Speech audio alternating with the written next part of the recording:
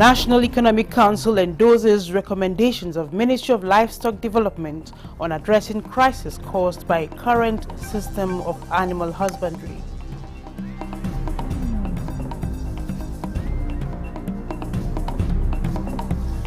Nigerian Meteorological Agency suspends strike after intervention by Minister of Aviation and Aerospace Development.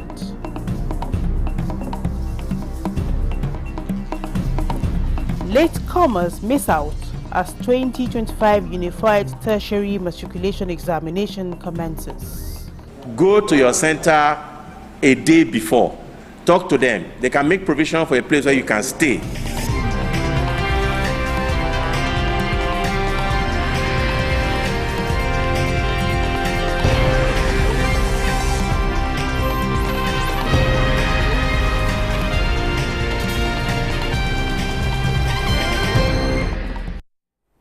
Hello and welcome to the late evening news at 11 on NTA News 24. We're reaching you from Abuja, the nation's capital. I am Tessie Omeri with the details. The National Economic Council has endorsed the recommendations of Livestock Ministry on addressing crisis fueled by the current system of animal husbandry with the approval of establishing the National Livestock Development Accelerated Strategy with target $90 billion by 2035. State House correspondent Abdurrahman Jibrila reports that NEC also approved the establishment of Cotton, Textiles and Garment Factory Regulatory Authority, among other resolutions.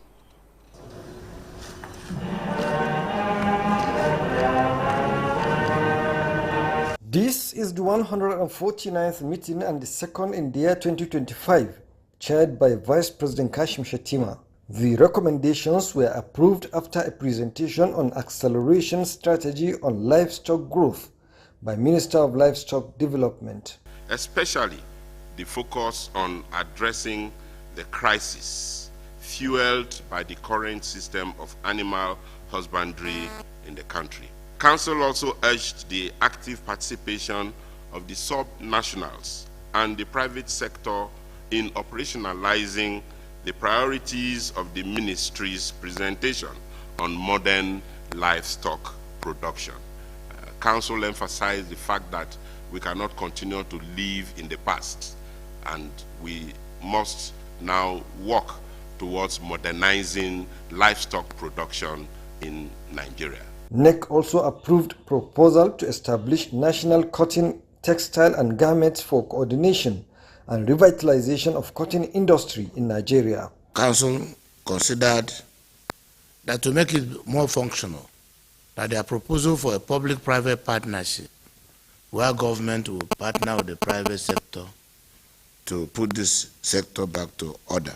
The council received a report on adoption of National Agribusiness Mechanism through the Presidential Food Systems Coordinating Unit and the Green Imperative Project. This initiative is an arrangement where each and every locality will be impacted across the country on agribusiness, from production to aggregation to processing and also marketing in all facets of agriculture, whether it is in form of livestock, in forms of food production, in forms of fisheries, poultry, and so on and so forth.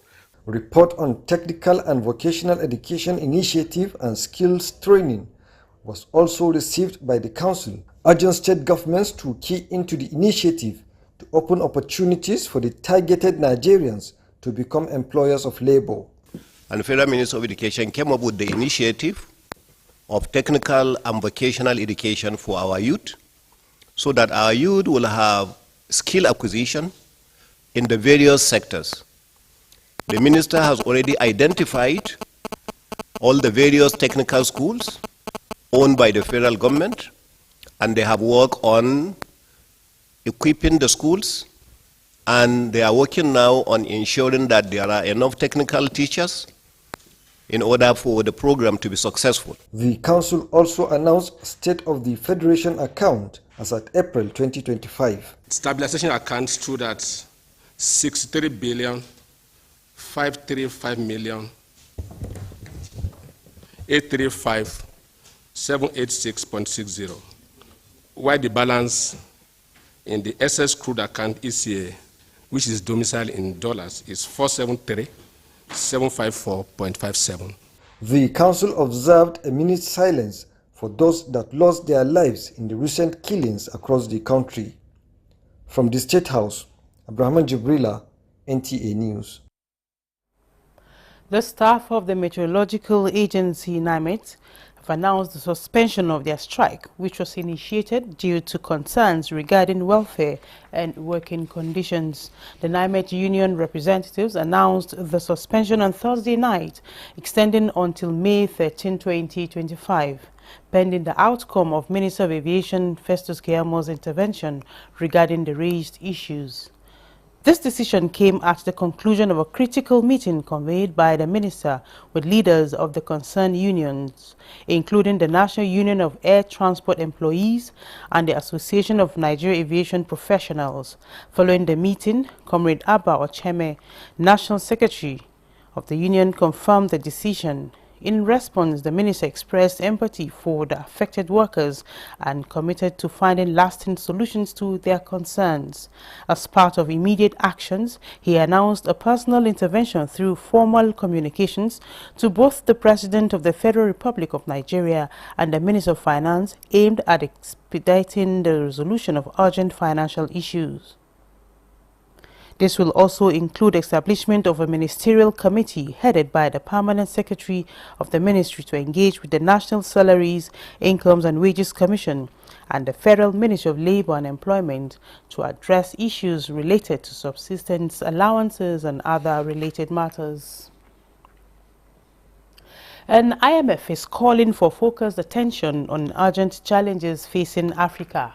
At the IMF World Bank meeting in Washington, D.C., IMF Director Kristalina Georgieva emphasized the need for proactive support to African economies and aiming mounting debt pressures and a shifting global landscape. Lydia Sampson has more. Addressing journalists at the IMF World Bank Springs meeting in Washington, D.C., Georgieva outlined the IMF's global policy agenda, noting that while Africa's growth remains resilient, the continent faces significant headwinds, including downgraded growth projections and the risks of further economic shocks. The direct impact of tariffs on most of Africa, not on all of Africa, but on most of Africa, is relatively small. But the indirect impact is quite significant. I would say, and actually they apply to Nigeria, they apply to Egypt, they apply to Ghana, they apply to Cote d'Ivoire. First, continue on a path of strengthening your fundamentals.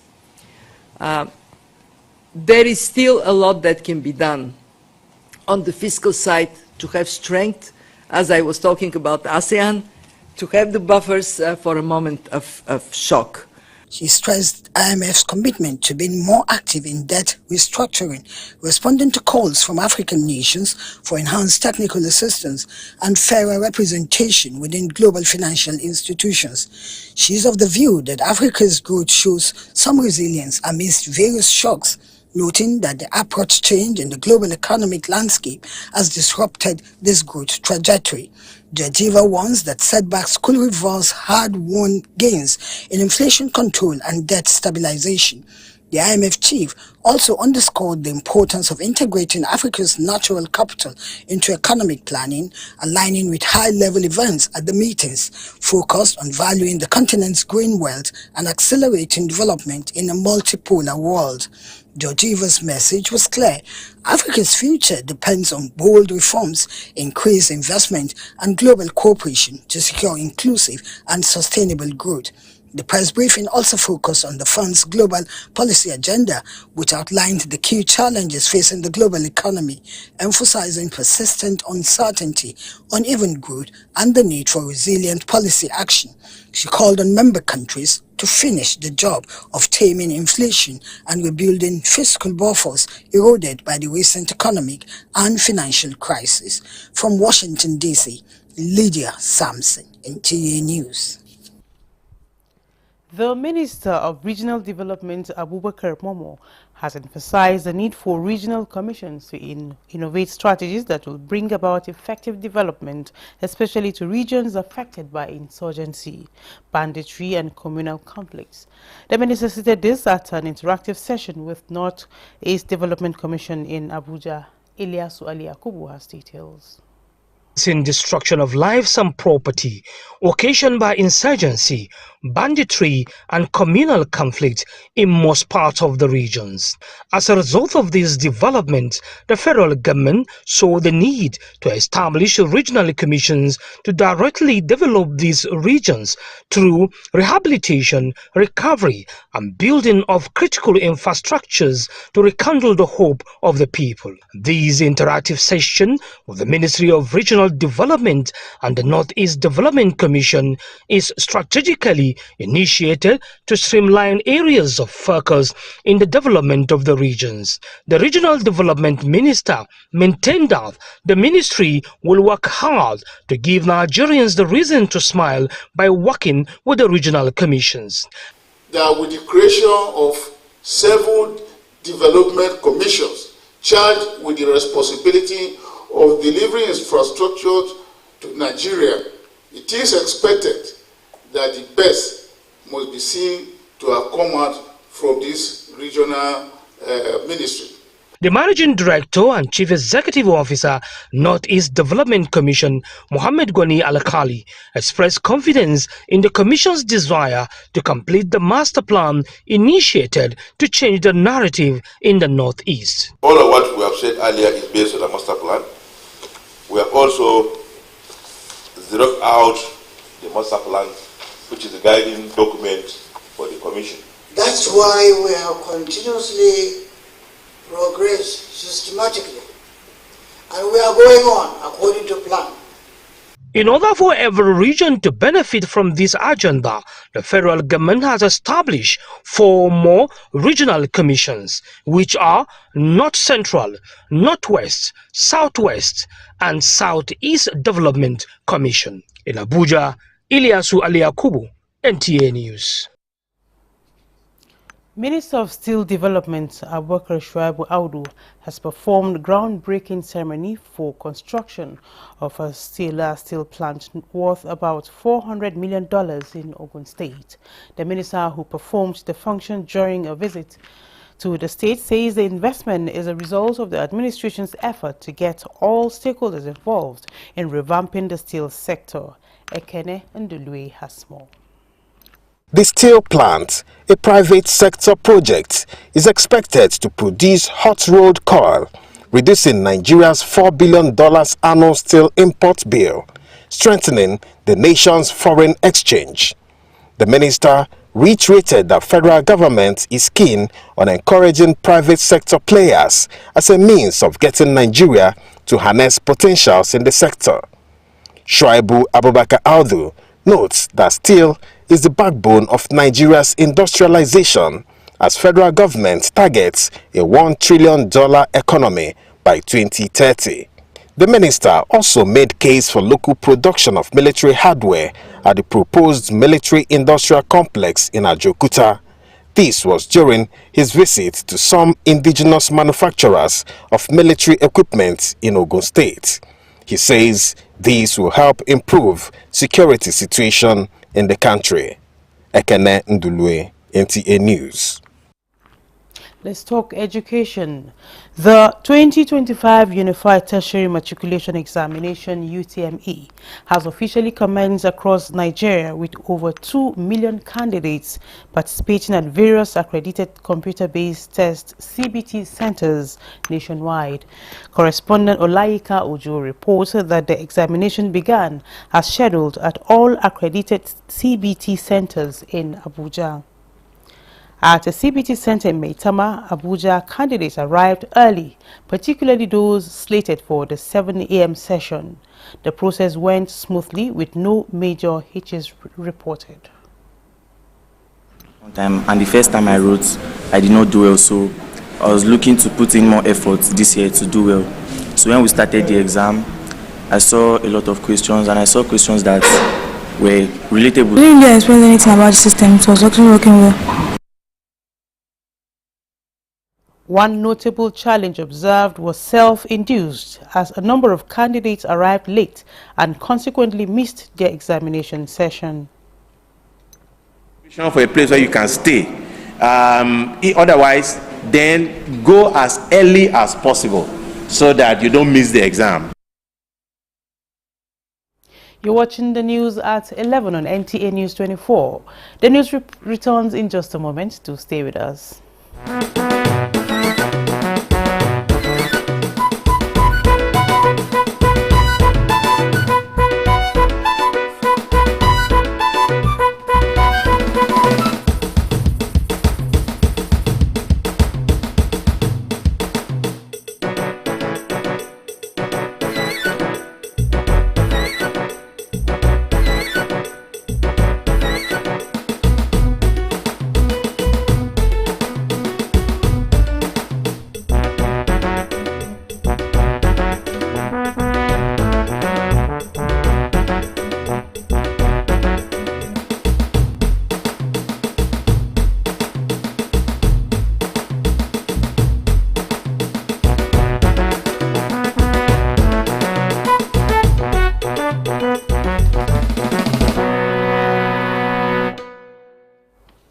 Thank you for staying tuned.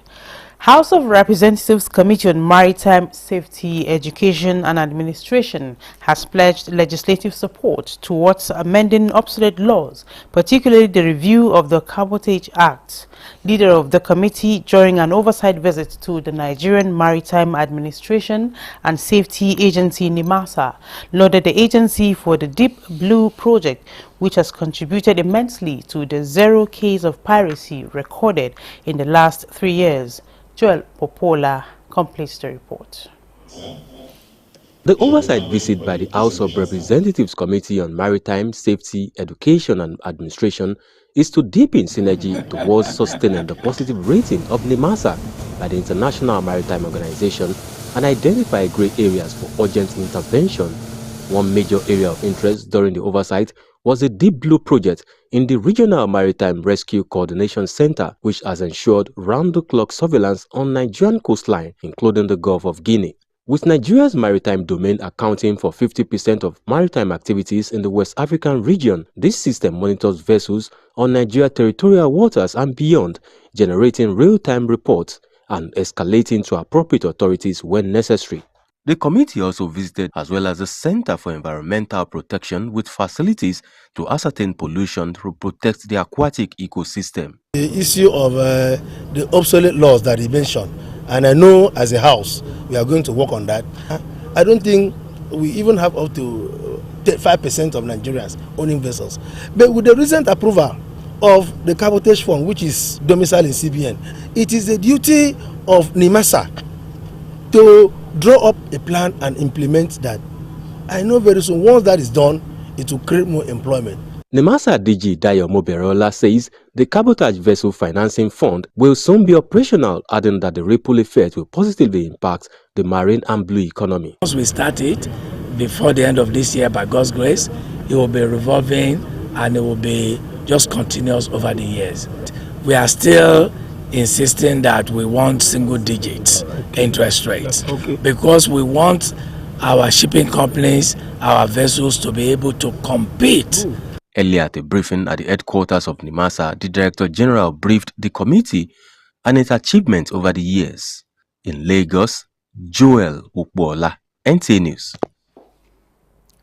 Nigeria's housing deficit, accompanied by a drastic increase in prices of basic accommodation, has gained the attention of industry stakeholders in the real estate sector who came together to conjure solutions. Daniel Aderie reports that the occasion was a seminar with the theme Educating Stakeholders on Implementing Sustainable Practices. With a population projected to hit at least 400 million by 2050, sustainable and affordable housing remains a dream for some Nigerians. However, a group of individuals are trying to change this narrative with a drive to provide viable and lasting housing solutions. When we talk about housing, food, and energy for women and girls. What we are in fact discussing is empowerment. These elements form the foundation upon which young people, especially women, who can lay solid foundation for a purposeful life. This idea is already existing, is already established all over the US. Now you have several people living off their tiny home car, bus, trailers. We explored that idea from them, and we saw that it could be a very good opportunity here in Abuja for the Nigerian youths. Some of the panelists highlighted the need for eco-friendly houses while scaling cheaper and sustainable products for more affordability. Growing your food organically, right, helps to reduce the impact, the chemical impact in our environment. I grew up in Jos, and how the houses that were in Jos, every house had a garden, had trees around it. They used to build with the environment. It wasn't a fight. I didn't have to destroy the environment to build. The Tiny Home Sustainable Workshop Seminar is the second in its series. In Abuja, Daniel Aderiye, NT News. President Bola Tinubu's renewed hope agenda on health is focusing on localization of health care value chain with a target of creating about 500,000 new jobs in the health sector and investing $5.5 billion across 22 major projects in pharmaceutical and health sector manufacturing. Coordinating Minister of Health and Social Welfare, Professor Muhammad Ali Pate, disclosed this at a high-level ministerial dialogue with World Bank President Ajay Banga during the Health Works Dialogue at the 2025 IMF World Bank Spring Meetings in Washington, D.C. The coordinating minister highlighted Nigeria's bold reforms in the health sector and praised the World Bank's support in pre- and post-COVID-19 crisis, emphasizing the need for smarter investments in primary health care, stronger governance, and increased collaboration across all tiers of government. We computed at least 500,000 healthcare jobs, core and non-core, can be produced if we tap into the value chain. So the deindustrialization that we had seen in the health sector, I think we could reverse it by harnessing the demand potential that we have as a large country. And I think given our low base, we see that as an area of growth. And finally, the resilience. One thing we've learned from COVID is to build resiliency. And health security is an important pillar within the context of Nigeria, in the sub-region, but also globally. And to do that, taking advantage of digital technology, taking advantage of private sector investments. For the value chain, we have 77 investment cases already, 22 major projects costing $5.5 billion, and all of it will come, we expect, private sector. 7 will in terms, and so we feel that the value chain is actually, we can optimize it. Professor Pate also stressed the importance of building resilient health systems, leveraging digital innovation and ensuring that external partners align with Nigeria's national priorities. This is the news desk at 11 on NTA News 24. Here is a recap of our major stories. First, we reported that the National Economic Council endorses recommendations of Ministry of Livestock Development on addressing crisis caused by current system of animal husbandry. We also reported that Nigerian Meteorological Agency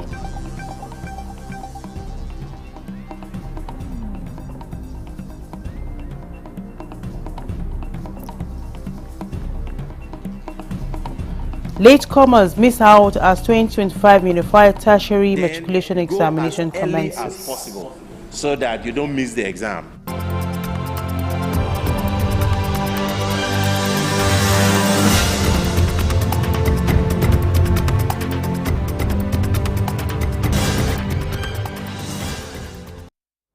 And that's the late hour news on NTA News 24. We thank you for watching. Good evening.